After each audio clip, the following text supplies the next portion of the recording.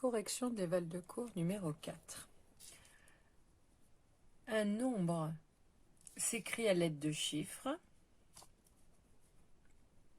comme les mots en français s'écrivent à l'aide de lettres. Donc en français, nous avons 26 lettres de l'alphabet qui nous permettent d'écrire tous les mots. En mathématiques, nous avons 10 chiffres, donc 0, 1, 2, 3, 4, 5, 6, 7, 8, 9, et ça permet d'écrire tous les nombres. Dans un nombre décimal, comment appelle-t-on? Alors, quand on écrit en France, on écrit de gauche à droite. Donc, au début, on a la partie entière, puis la virgule, et ensuite la partie décimale. Donc, avant la virgule, la partie entière, après la partie décimale. Le premier chiffre après la virgule, donc celui-là, s'appelle le chiffre des dixièmes. Ça s'écrit avec un X.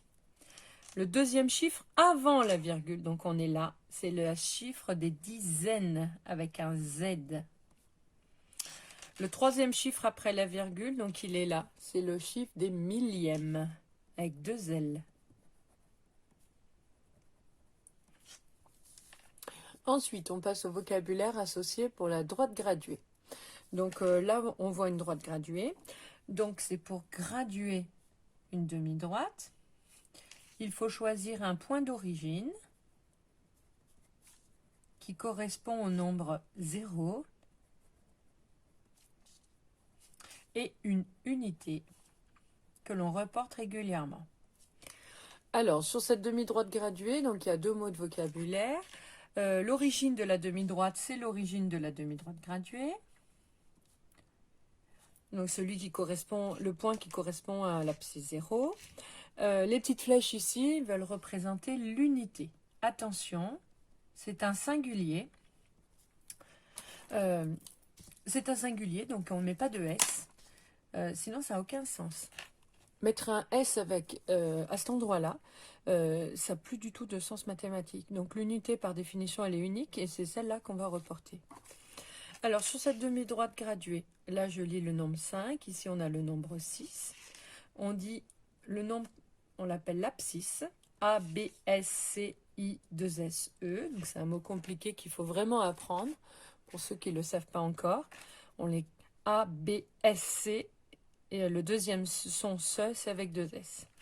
Donc ici, on a lu le nombre 6. Au niveau de la notation, c'est lettre majuscule du point, entre parenthèses l'abscisse, et il n'y a pas de égal. Ensuite, pour comparer deux nombres. Donc les verbes de consigne, c'est très important de bien les apprendre pour savoir dans les différents exercices qu'il faut faire. Donc c'est un verbe de consigne qui arrive très fréquemment.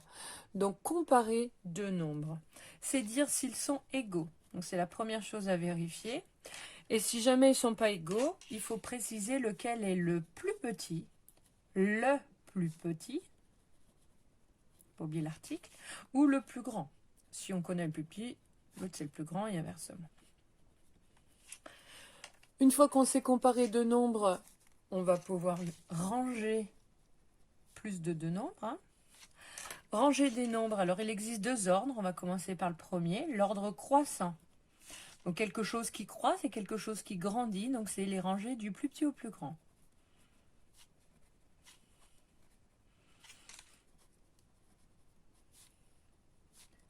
Il existe un deuxième ordre, qui est l'ordre décroissant. Alors je vais le noter en vert. Vous, dans l'évaluation, bien sûr, vous en mettez qu'un seul. C'est soit l'ordre croissant, soit l'ordre décroissant. Du coup, c'est dans l'autre sens, du plus grand au plus petit.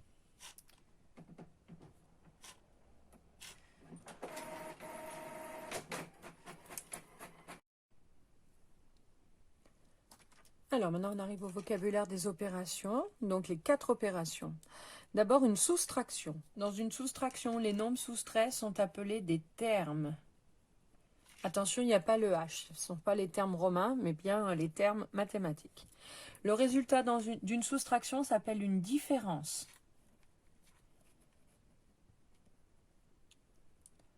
Dans une multiplication, les nombres multipliés sont appelés des facteurs. Et le résultat, un produit. Dans une addition, les nombres additionnés sont appelés des termes. Et le résultat, une somme. On passe à la division. Donc dans la division, nous n'avons pas un mot de vocabulaire, mais 4 mots de vocabulaire. Donc le nombre que l'on partage s'appelle le dividende. Le nombre de parts que l'on fait s'appelle le diviseur. Le résultat d'une division s'appelle le quotient. Et on a le reste. Alors, quels sont les deux types de division? Donc, nous avons la division euclidienne.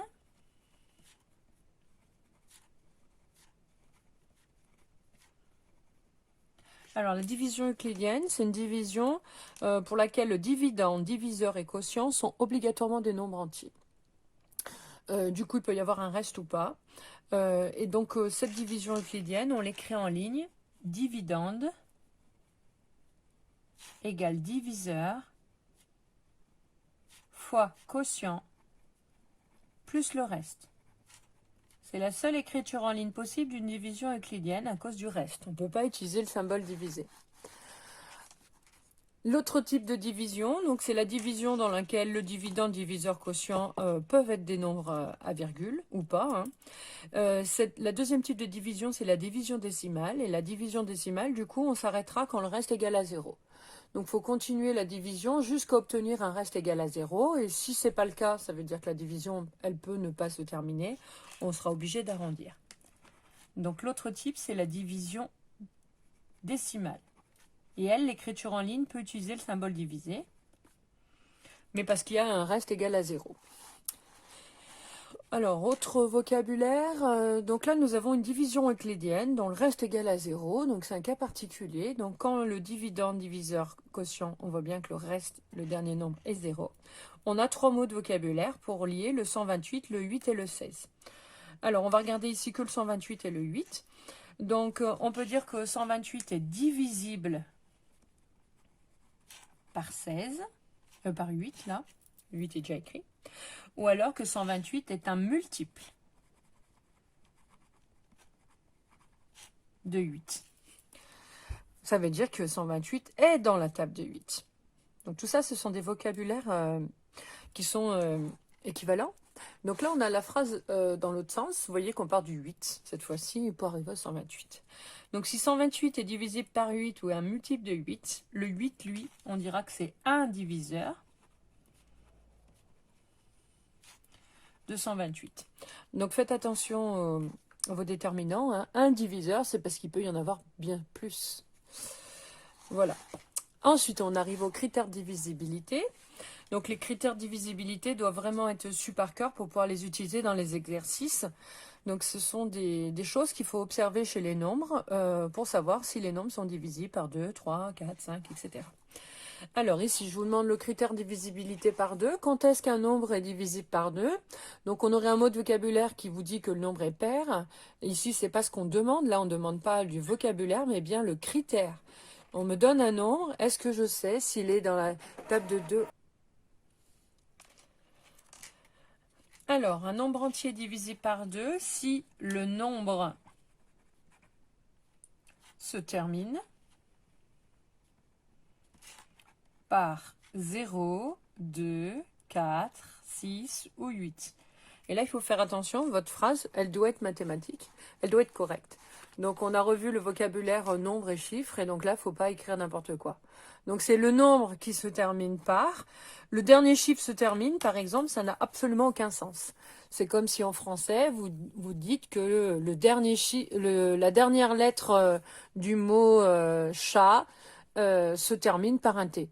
Ben non, c'est soit le mot se termine par un T, soit la dernière lettre est T. Mais on ne fait pas un mix des deux, sinon ça ne se dit pas. Donc on peut dire aussi son chiffre des unités est 0, 2, 4, 6 ou 8, puisque le chiffre des unités dans un nombre entier, c'est bien le dernier chiffre. Ensuite, autre critère de divisibilité. Donc quand est-ce qu'un nombre est divisible par 5? Donc là aussi, on va regarder le dernier chiffre. Donc si le nombre se termine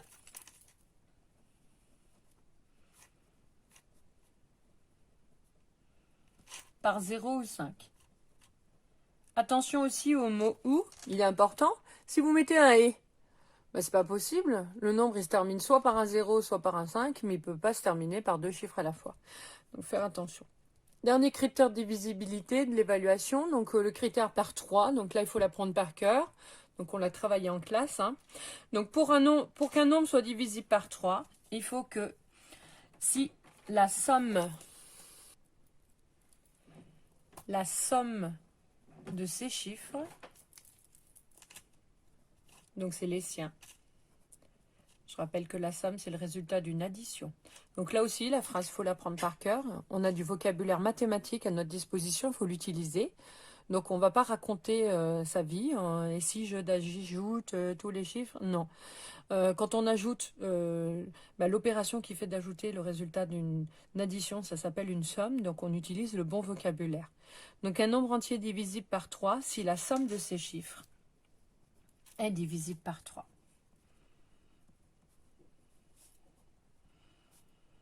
Ou la somme de ces chiffres est un multiple de 3. On peut le dire aussi également. Ensuite, on arrive aux priorités d'opération. Donc, dans un calcul où s'enchaînent plusieurs opérations. Donc, c'est dans le cas où il y a une addition, soustraction, addition, multiplication, etc. En tout cas, il y a plus d'une seule opération. Donc, on doit suivre les règles de priorité suivantes. Donc, on ne fait pas le calcul dans n'importe quel ordre. Il y a des règles à respecter.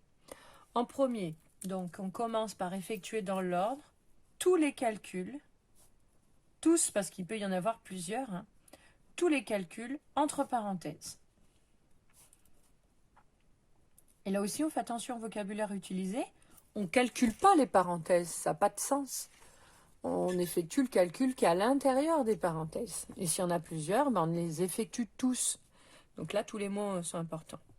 Une fois qu'on a fait ça ou qu'il n'y en a pas, on effectue les multiplications et les divisions. Donc là aussi, ce sont des pluriels, hein, puisqu'il peut y en avoir plusieurs. On ne fait pas la multiplication, mais bien toutes les multiplications s'il y en a.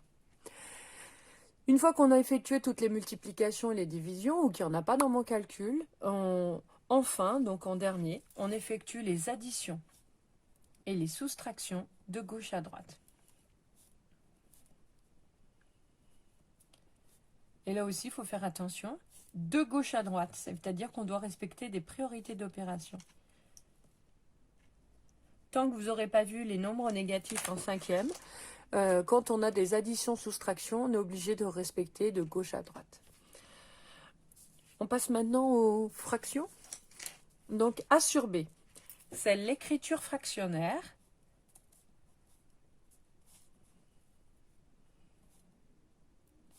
Du quotient. Donc je rappelle, le quotient, c'est le résultat d'une division. Le quotient de quoi?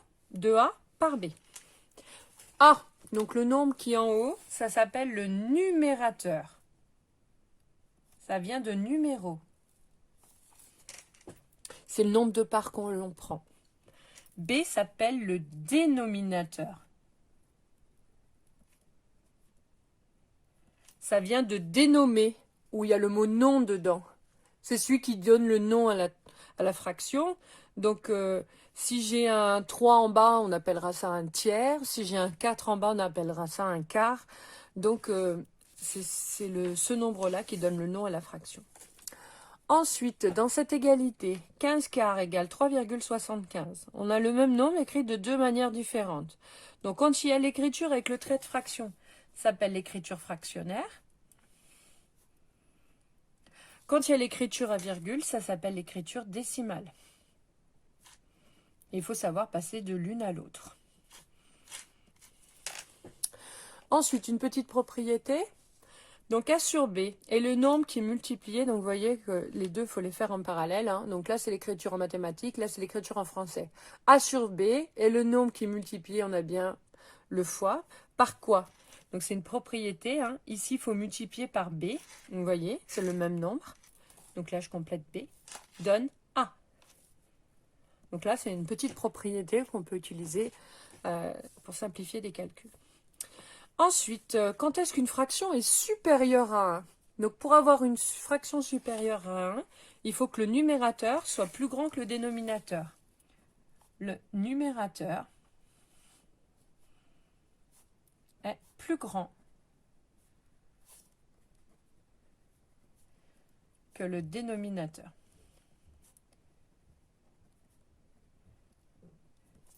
Pour avoir une fraction égale à 1, cette fois-ci, il faut que les deux soient égaux. Si le numérateur et le dénominateur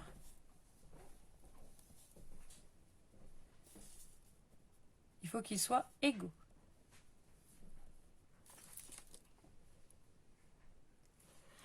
Alors, maintenant, la définition d'une fraction décimale. Donc, une fraction décimale est une fraction. Qu'est-ce qu'elle a de spécial?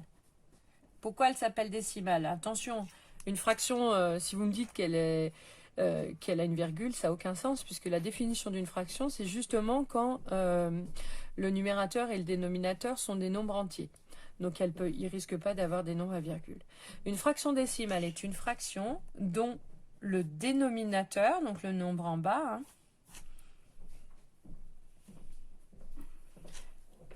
est 10, 100, 1000, etc. Donc là aussi, il faut faire attention à ce que vous écrivez. Si vous mettez 10, 100 ou 1000, ça signifie que votre énumération est terminée. Or, il peut y avoir un dénominateur égal à 10 000, 100 000, etc. Donc, les trois petits points sont importants et il n'y a surtout pas le mot. Ensuite, un nombre décimal. Donc, c'est un nombre qui s'écrit sous la forme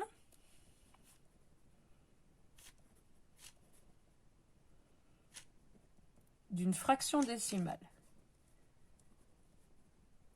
Donc, si mon nombre, je peux l'écrire sous la forme d'une fraction décimale, alors ce sera un nombre décimal. Il peut s'écrire aussi avec une virgule.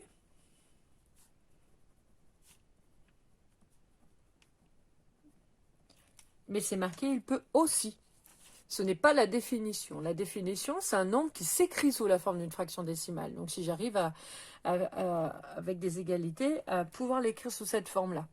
Donc, en plus, on a une autre caractéristique, c'est qu'on peut l'écrire avec une virgule, et du coup, ça s'appellera son écriture décimale. Mais ce n'est pas la définition, même si c'est ce qu'on utilise souvent, On fait la distinction nombre entier, nombre décimal. En fait, les nombres décimaux, les nombres entiers sont des nombres décimaux particuliers. 2, je peux l'écrire 2 sur 1. Donc, ça serait une fraction décimale. Ou 20 sur 10, etc. Ensuite, donc là, ce sont les propriétés de stratégie de calcul mental qu'on a vues. Donc, on en a deux. On peut soit multiplier par 10, 100 000, etc., soit diviser. Donc, je vais écrire en bleu la propriété avec multiplier, en vert avec diviser. Vous, le jour de l'évaluation, il faudra choisir celle que vous voulez. Mais on n'en écrit qu'une seule. Pour multiplier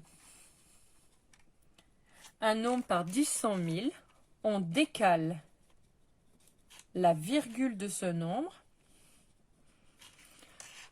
d'1, 2, 3, etc. rang vers la droite.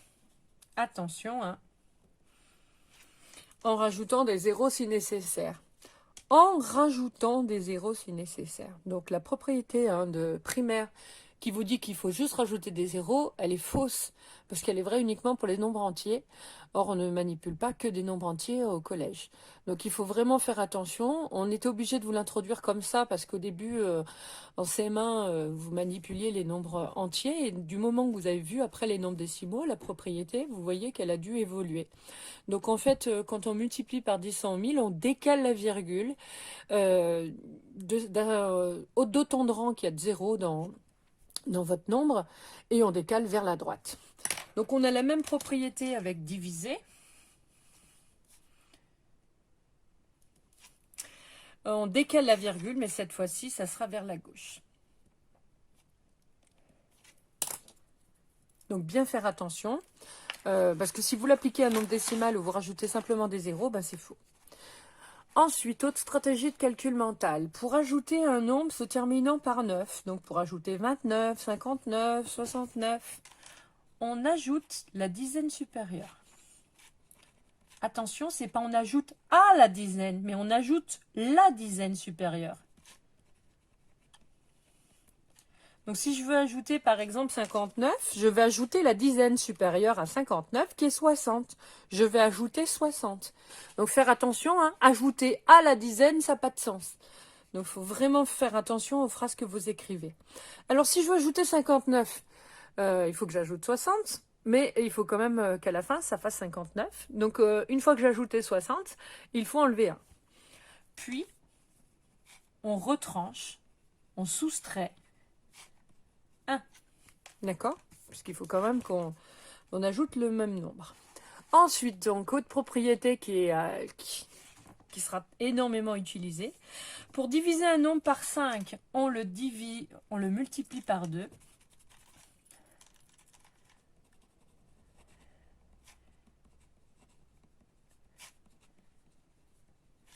Puis, on le divise par 10.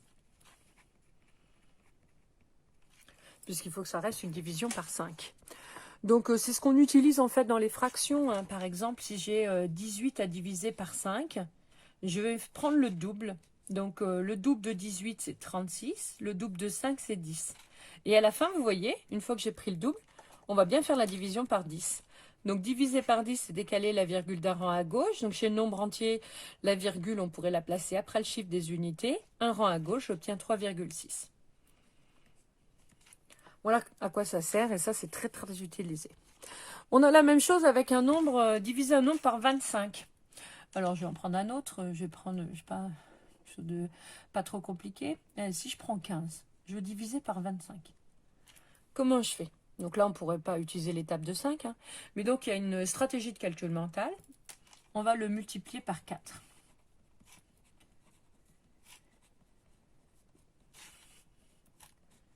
Alors, pourquoi on le multiplie par 4? Parce que 25 fois 4, ça fait 100. Et divisé par 100, on sait faire, c'est décaler la virgule de 2 rangs à gauche. Donc le 15 aussi, il faut le multiplier par 4. Donc pour multiplier par 4, on prend le double du double. Le double de 15, c'est 30. Le double de 30, c'est 60. Une fois qu'on arrive là, on fait la division par 100.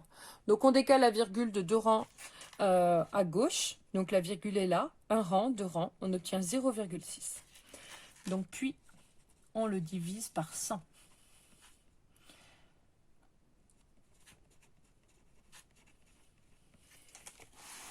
Voilà. Alors maintenant, on arrive en géométrie. Alors, l'unité d'angle utilisée au collège, c'est le degré. Attention, il faut que votre phrase elle soit complète. On ne peut pas marquer l'unité d'angle est degré. Il manque un article. Donc, c'est bien le degré. Alors, c'est vrai que la notation, c'est un petit rond.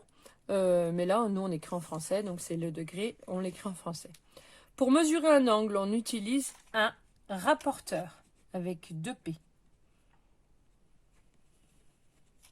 Alors nous, au collège, on utilise un rapporteur circulaire. Hein, on peut avoir des semi-circulaires. Ensuite, donc là, il y a un angle qui est dessiné ici. Donc l'angle, je vous rappelle que c'est la partie du plan limitée entre deux demi-droites de même origine. Donc là, on voit la cette demi-droite et cette demi-droite. Ces deux demi-droites, vous voyez, ce sont des demi-droites. Donc ça se note crochet, parenthèse. Quand je nomme une demi-droite, je suis obligée de partir de l'origine. Donc la demi-droite ici, c'est OA. Elle a pour origine O et elle passe par le point A. Et l'autre demi-droite, c'est OB. Ces deux demi-droites s'appellent les côtés. Donc c'est un pluriel parce que des côtés pour un angle, il y en a forcément deux. Vous ne pouvez pas avoir le côté, il y en a forcément deux pour un angle. Puisque c'est la partie du plan limitée entre deux demi-droites. Le point qui correspond à l'origine des demi-droites graduées, ça s'appelle le sommet pour un angle. Au niveau des notations, un angle, ça se note par 3 lettres majuscules avec un chapeau dessus. La lettre qui est importante, c'est la lettre du milieu, c'est le O. Donc on a AOB, ou à la limite, on peut l'écrire BOA.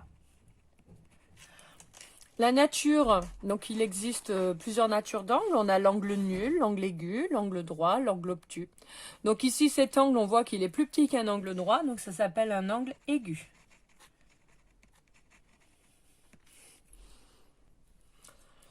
Ensuite, définition d'un milieu. Alors, avant de faire le milieu, je vais dessiner là, je vais faire la figure à main levée. Donc, pour avoir un milieu, il faut avoir un segment. Donc, ce segment, je vais l'appeler AB. Le milieu, il faut que je m'applique. Hein. Il faut qu'il y ait la même longueur de part et d'autre. Donc, il y a le codage. Et là, on place le point I. Donc, on a le segment AB, le I. Alors, pour avoir un milieu, donc il faut avoir deux longueurs égales, vous voyez. Donc, AI égale IB. Je rappelle que c'est des longueurs. Si vous mettez des crochets, ce sont des segments et du coup, c'est pas égal. Ce qui est égal, ça peut être que des nombres mathématiques. Donc, les nombres, ça correspond aux longueurs, donc il n'y a pas de crochet. Deuxième contrainte, et elle est importante, il faut aussi que les 3 points soient alignés. Alors, les 3 points, vous ne pouvez pas dire les 3 points, parce qu'ici, on voit qu'un point. Le AB, ici, il est noté sous la forme d'un segment. Donc, si je veux nommer 3 points, il faut que je l'écrive en toutes lettres, les 3 points. Alors, les points en mathématiques, ça s'écrit avec des virgules. Donc, c'est A, virgule I et B sont alignés. Ensuite, un programme de construction. C'est quoi? C'est un texte. Donc, c'est une suite de phrases qui décrit, du verbe décrire. Donc, c'est pas en 2 mots, des apostrophes avec le mot écrire. C'est le verbe décrire qui décrit. Dans l'ordre, il y a un ordre à respecter. Donc, souvent, dans les programmes de construction, on met des numéros. On écrit les étapes successives. Pourquoi? Pour réaliser une figure. Attention, on ne peut pas utiliser le verbe construire pour définir le programme de construction. Il ne faut pas que ce soit le même vocabulaire. Ensuite, deux droites qui se coupent, ça s'appelle des droites sécantes. Ça vient de sécateur. Sectionner, couper. Et ça n'a rien à voir avec les séquences en français ou en anglais. Alors, au niveau du tableau des notations. Alors, quand j'ai 2 lettres majuscules entre des crochets, ça s'appelle un segment. Quand j'ai rien du tout, c'est une longueur. C'est la seule chose où on peut mettre le égal derrière. Puisque pour avoir une égalité, je rappelle, c'est entre des nombres. Tout le reste, ce sont des objets mathématiques, donc ça ne sera jamais égal à des nombres. Sauf le AB, qui correspond à un nombre de centimètres, par exemple. Donc, quand j'ai 2 lettres majuscules entourées de parenthèses, c'est la définition d'une droite. Donc, infinie, prolongée du côté du A et du B. Quand j'ai 2 lettres majuscules avec une virgule, c'est la définition de 2 points. Quand j'ai 2 lettres majuscules avec un crochet parenthèse, le crochet est obligatoirement au début et c'est une demi-droite. Donc, ça veut dire que ça s'arrête du côté du A, ce qu'on appelle l'origine, et on prolonge du côté du B. Quand j'ai 2 lettres majuscules avec un petit arrondi dessus, c'est un arc de cercle. Arc.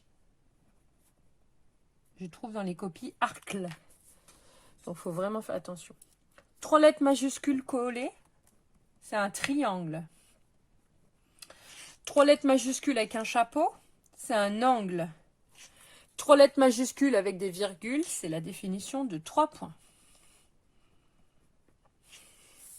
Alors, maintenant, les symboles mathématiques. Alors, les symboles mathématiques, ça permet d'écrire des phrases mathématiques. Donc, pour écrire une phrase en français, il faut un sujet, un verbe, un complément. Tous les symboles, ce sont des verbes. J'insiste dessus, ce sont des verbes. Donc, il y a forcément un verbe de comment on le lit.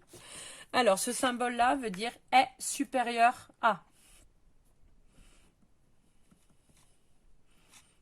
Et le A, il a un accent.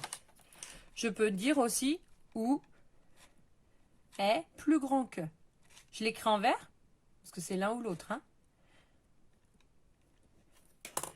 Dans l'autre sens, c'est est inférieur à, avec accent. On peut dire ou est plus petit que. Ce symbole veut dire est égal à. Ce symbole-là, il est barré. Donc, c'est le contraire. N'est pas égal à. On peut dire aussi est différent de.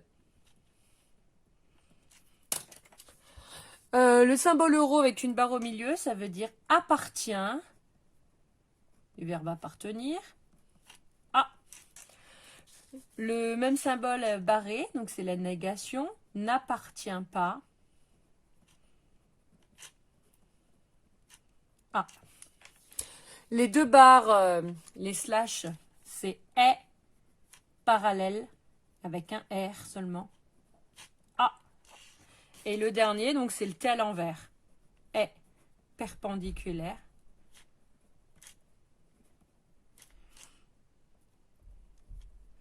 Donc ne pas oublier les verbes. Est, appartient, est, et. Alors, un triangle isocèle, c'est un triangle qui a deux côtés de même longueur.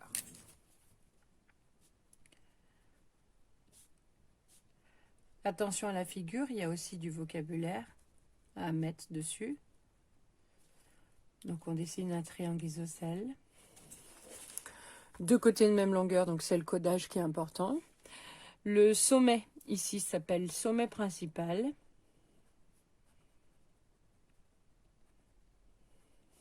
Et le côté opposé au sommet principal s'appelle la base. Attention, le triangle isocèle, on pourrait le faire pencher. La base, ce n'est pas le côté horizontal, c'est le côté opposé au sommet principal. Un triangle équilatéral est un triangle qui a trois côtés de même longueur. On fait attention à l'orthographe du mot côté. Il y a un accent circonflexe. Ce sont des côtés et pas des côtés. Au niveau de la figure, donc on doit coder les trois côtés de même longueur. Il n'y a pas de vocabulaire spécifique aux triangles équilatéraux. Un triangle rectangle est un triangle qui a un angle droit. Donc là aussi, il y a du vocabulaire. Donc je dessine et je m'applique un triangle qui a un angle droit. Je mets l'angle droit. Le côté opposé à l'angle droit, donc l'angle droit est là, donc le côté opposé c'est celui-là. Ça s'appelle l'hypoténuse.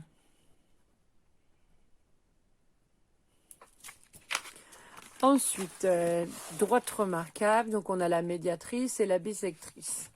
Alors, la médiatrice de quoi? D'un segment. Est, c'est le verbe être, c'est une définition. La droite, qu'est-ce qu'elle a de spécial? Qui? Alors, je dessine au niveau de la figure. Donc, je dessine un segment, puisque c'est la médiatrice d'un segment. La droite, on l'a fait en vert. Qu'est-ce qu'elle a de spécial, cette droite? Je repère le milieu, ici. Donc, même si sa main levée, il doit y avoir à peu près la même longueur. Et je dessine une perpendiculaire. Donc, je code l'angle droit. Donc, cette médiatrice, c'est la droite qui coupe perpendiculairement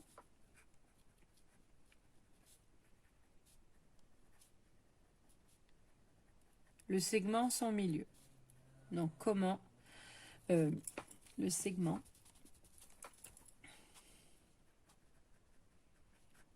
en son milieu. Milieu. Un seul L. Ensuite, la bisectrice. Donc, la bisectrice, c'est pas d'un segment, mais d'un angle. Donc, il faut un angle. Donc, je dessine un angle. Je vous rappelle qu'un angle, c'est la partie du plan limitée entre deux demi-droites de même origine. Que ce point, ça s'appelle le sommet de l'angle.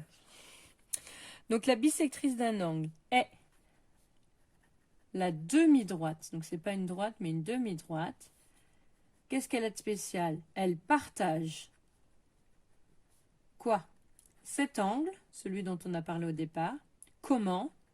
En deux angles de même mesure. Les questions que je vous dis, là, quand je donne la définition, c'est important que vous les posiez. La bisectrice de quoi? C'est quoi? Qu'est-ce qu'elle a de spécial? Etc. Donc, je dois faire à main levée une demi-droite. Elle partage l'angle en deux angles de même mesure. Je décale mes petits arcs de cercle pour qu'on voit bien les deux angles. On passe à la dernière page. Un quadrilatère est un polygone. Je rappelle qu'un polygone, c'est une figure fermée. Qu'est-ce qu'il a de spécial? Qui a quatre côtés. Donc, il faut que je dessine. Alors, attention, il faut dessiner un quadrilatère qui n'a rien de spécial. Il ne doit pas être particulier. Donc, je commence par faire 2 côtés. Ensuite, il y en a un troisième.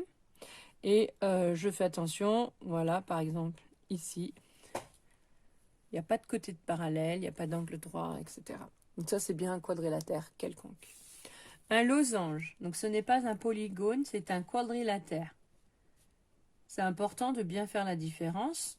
Pourquoi? Parce que ça m'assure qu'il n'ait que 4 côtés. Qu'est-ce qu'il a de spécial le losange? Eh bien, parmi ces 4 côtés, les 4 doivent avoir la même longueur. Un losange est un quadrilatère qui a 4 côtés de même longueur.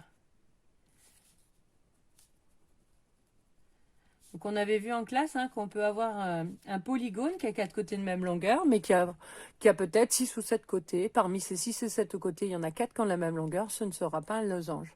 Le losange, ça doit bien être un quadrilatère. Donc sur les 4 ont la même longueur. Donc je fais le dessin. Voilà. Et je code.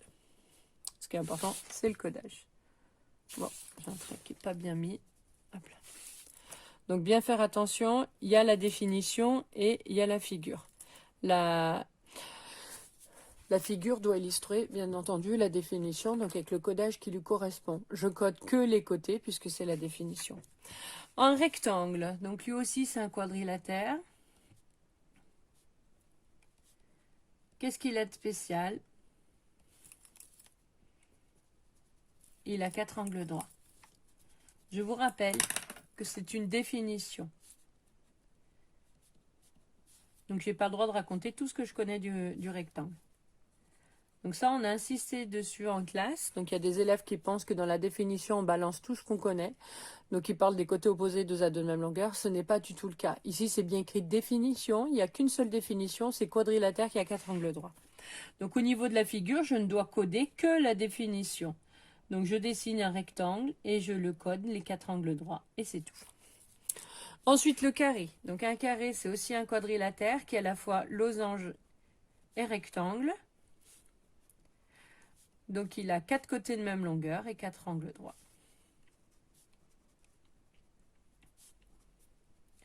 Attention aux figures à main levée.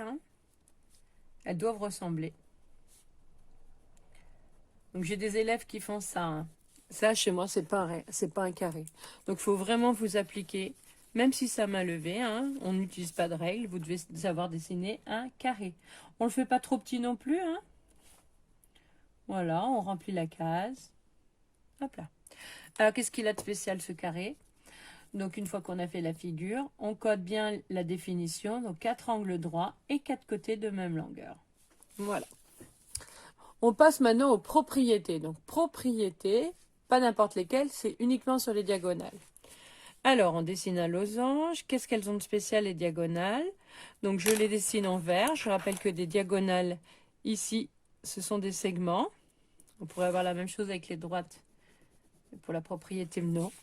Alors, le losange et ses diagonales ont 2 caractéristiques. Elles sont perpendiculaires et elles se coupent en leur milieu. Donc là, je dois coder un milieu et là, un autre milieu. Donc, les diagonales d'un losange se coupent en leur milieu, ils sont perpendiculaires. C'est très très important de bien apprendre vos définitions et propriétés. Donc en 5e, vous allez apprendre les parallélogrammes. Donc le parallélogramme a la caractéristique d'avoir des diagonales qui se coupent en leur milieu. Si vous le récitez à chaque fois, vous allez le retenir pour l'année prochaine. Et sont perpendiculaires. Alors on peut dire aussi se coupent perpendiculairement leur milieu. Là, je le mets comme ça pour bien insister qu'il y a bien 2 caractéristiques. Maintenant, on passe aux diagonales du rectangle. Donc, je dessine un rectangle. Voilà. Je dessine ces diagonales à l'intérieur. Donc, le rectangle est un parallélogramme. Donc, il aura aussi ces diagonales qui se coupent en milieu. Mais il a une deuxième contrainte, c'est qu'elles sont aussi de même longueur. Donc, ça veut dire qu'ici, on a le même codage. Les diagonales d'un rectangle se coupent en leur milieu.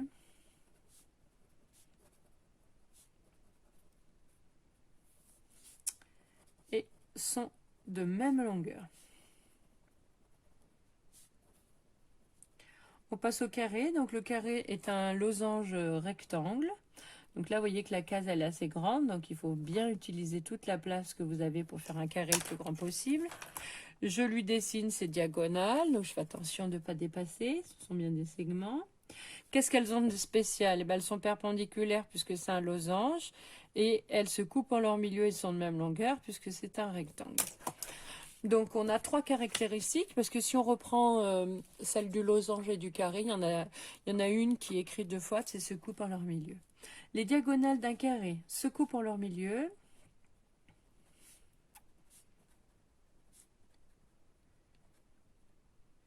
Sont perpendiculaires. Là aussi, on fait attention, il y a une virgule. Hein. Et sont de même longueur.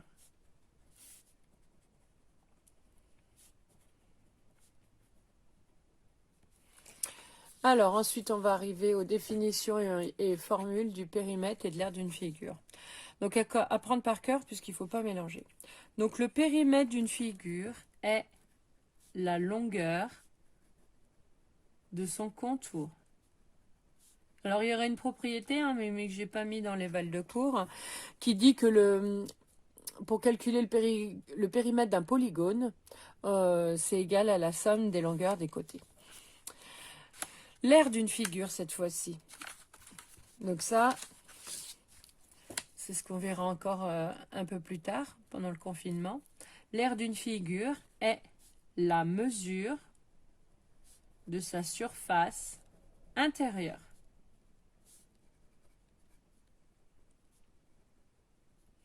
Attention au vocabulaire, hein, c'est du vocabulaire mathématique, on ne dit pas simplement c'est le dedans d'une figure, ça n'a pas de sens. Alors, au niveau des formules à connaître par cœur, donc première figure, on voit que c'est un triangle. Il est même quelconque. Le périmètre, donc comme c'est la somme des longueurs des côtés, comme il est quelconque, le triangle, il n'y a aucune caractéristique. Donc quand j'ajoute les 3 côtés, j'ai petit a plus petit b plus petit c. Attention, ce sont des lettres minuscules, donc on insiste dessus. Il faut faire la différence entre le point A, qui est une lettre majuscule, qui serait par exemple le sommet d'un triangle, et le petit a, qui signifie la longueur de tel côté. Deuxième figure, nous avons un rectangle. Donc le rectangle, il a une particularité, une propriété qui vous dit que les côtés opposés sont 2 à 2 de même longueur, que la longueur la plus grande s'appelle longueur justement et l'autre largeur. Donc quand on fait le tour, on a grand L plus petit l plus grand L plus petit l. Donc on a 2 fois grand L plus 2 fois petit l. Ou alors on peut écrire aussi 2 fois entre parenthèses grand L plus petit l. Attention entre les fois et les plus, si vous en inversez 2, du coup, la formule, elle n'est pas sûre. On passe au carré. Alors, le carré, la caractéristique d'avoir 4 côtés de même longueur. Donc, quand je fais côté plus côté plus côté plus côté, on va obtenir 4 fois le côté, 4 fois C. Dernière figure, donc là, ça s'appelle un disque. Je rappelle qu'on a insisté dessus. On parle de longueur d'un cercle ou de périmètre d'indice. Donc comme c'est des formules de périmètre, c'est forcément un disque et ça ne peut pas être un cercle. Alors, on a vu que pour le périmètre, il y a des choses rondes, il y a forcément un pi. Donc un pi, c'est pas un R, c'est bien un pi, la lettre grecque. Et donc ici, on n'écrit pas la formule avec le diamètre parce que vous voyez, le diamètre, il n'est pas écrit.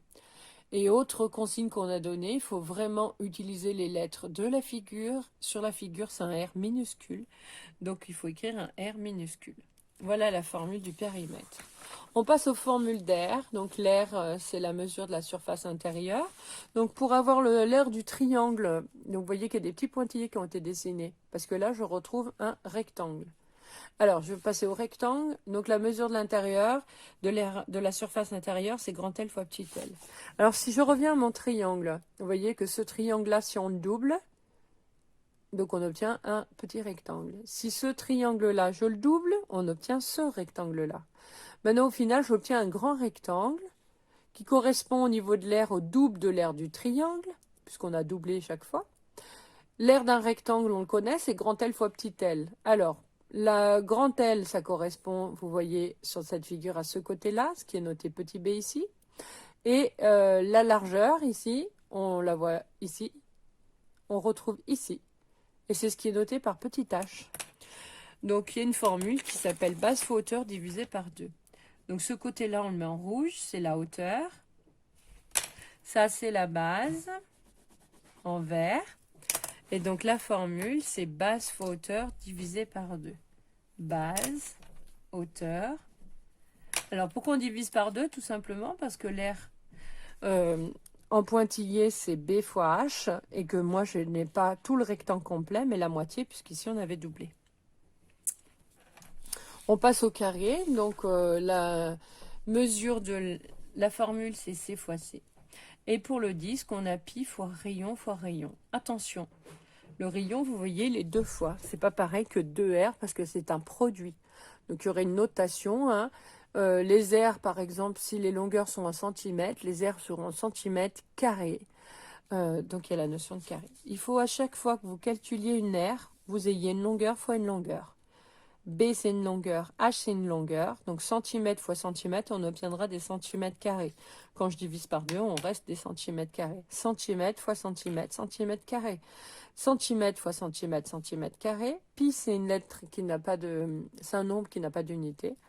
Et donc, rayon en centimètres fois rayon en centimètres, j'obtiens bien des centimètres carrés. Alors, pour les périmètres, vous voyez que là, pi, ça n'a pas d'unité, 2, ça n'a pas d'unité, il me reste que des centimètres. C'est cohérent. Ensuite, le tableau des unités de longueur. Donc, l'unité la plus grande est le kilomètre. Je rappelle que c'est un cas minuscule. Donc, il faut vous appliquer. Avec les lettres, la police de l'ordinateur, on a l'impression que c'est des majuscules, mais c'est bien une minuscule. On a insisté en classe. Toutes les unités de longueur, ce sont des lettres minuscules. Une unité 10 fois plus petite, c'est l'hectomètre, HM. 10 fois plus petite, le décamètre, DAM. Je rappelle que DCM, c'est une unité qui n'existe pas. 10 fois plus petite, on a le mètre, et pas un M majuscule, parce que le M majuscule veut dire méga. 10 fois plus petit, on a le décimètre. 10 fois plus petit, on a le centimètre. Et encore 10 fois plus petit, on a le millimètre. Donc là, sur cette ligne, on met rien. C'est pour dire qu'on met un chiffre par colonne. Voilà, la correction est terminée.